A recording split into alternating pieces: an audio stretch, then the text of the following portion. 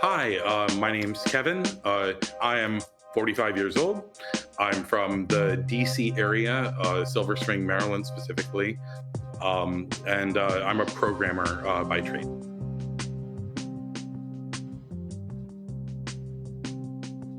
To me, resilience is, the kind of quality that I think, benefits anybody who's playing a social strategy game.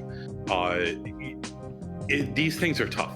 They take a physical and, more importantly, mental and psychological strain on you. And so you do have to have that ability to get through those tough times in order to make it to the end.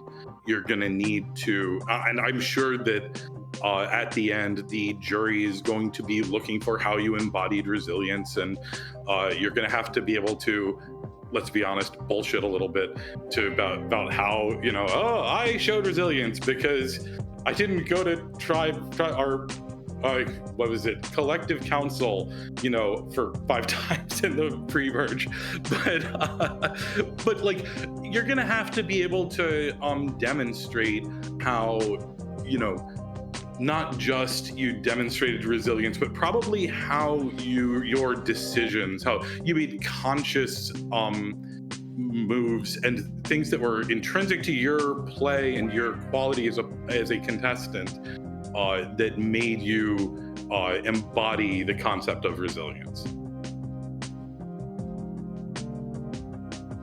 Survivor does involve three major concepts in the game of social skills, strategic skill, and then just challenge performance.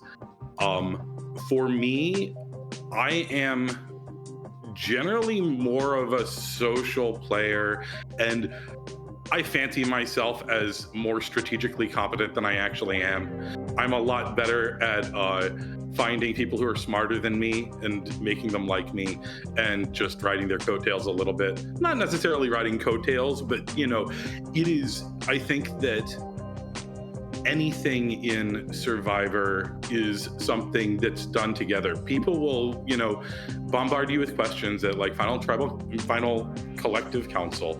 Uh, and they're going to be like, what's the one move that you did all on your own? What did you own? And I'm going to be honest, I think that's usually bullshit, because I think everything that you do in this game is something you're doing with somebody else almost exclusively. Now, I'm not saying that there aren't examples of times when it's a move that you can just claim for yourself, but I think in a lot of cases, if I'm at Final 7, I can't do something with one vote.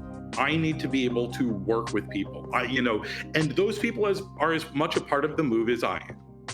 I might have to spin a tail to get people convinced that I'm the one who drove it or something like that. But ultimately, this is a game about, finding people that you can work with, and on some level, accomplishing mutually beneficial goals, or tricking them into accomplishing your goals while them thinking that they're benefiting them.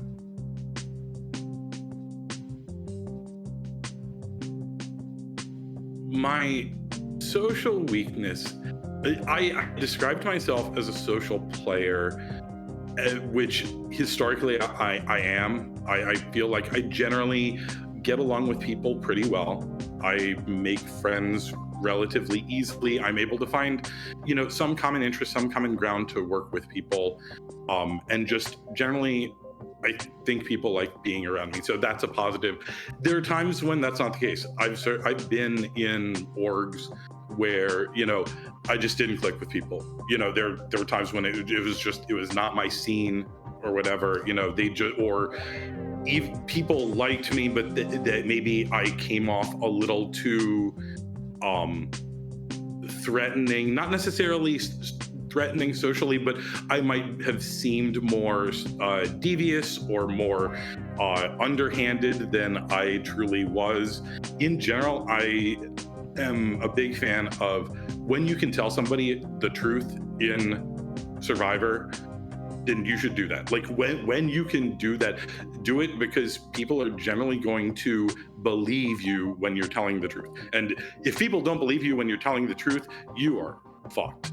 which, I mean, that can happen. That can happen sometimes. That's happened to me before. But for the most part, people believe me when I'm telling them the truth. And if they believe you when you're lying, that's even better. But like, it's really important that they believe you when you're telling the truth.